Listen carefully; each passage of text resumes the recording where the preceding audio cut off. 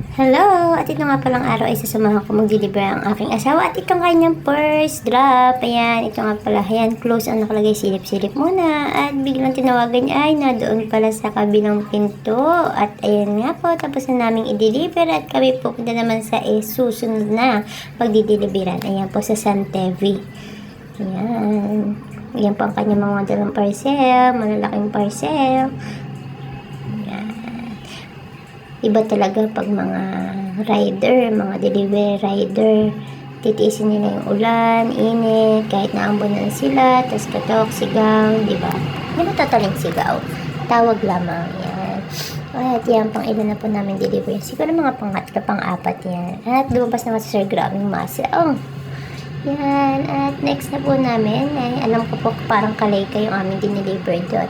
At ayan po, palabas na kami sa pinaka-village na aming dineliveran sa San Tevi. At papunta naman po kami sa susunod na location. Ayan po sa Santo Niño. At ayan na nga po, sa sobrang nainip na po, kaya bumili na ako ng pagkain. Skyflakes with flat ups. At syempre, meron konting lambingan. Kailangan bigyan ng asawa at oh, ang sweet, plastic. At ayan nga po, yan. For the vlog. At ayan nga po, ayan. Kahit sobrang bigat ko, ayan. Tutulak niya, kahit pangiting-ngiting na lang, kahit pagod na.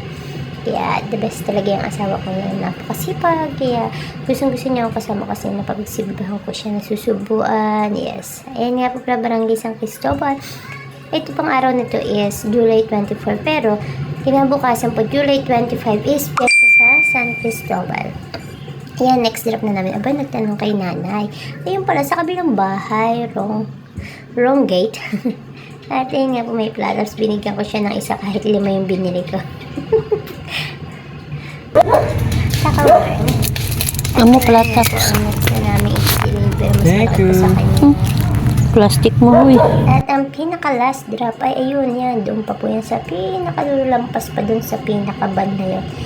Yan, dire-diretso lang, di ba? Habang inaantay siya, yan, pa-picture-picture lang, video-video. At ayan na nga po, pabalik na nga po siya papunta dito sa atin. Ang bilis maglakad, wala pa si Super Mario. At ayan, minadaan na nga pala kaming gulay, mura yung kanilang ampalaya at talo.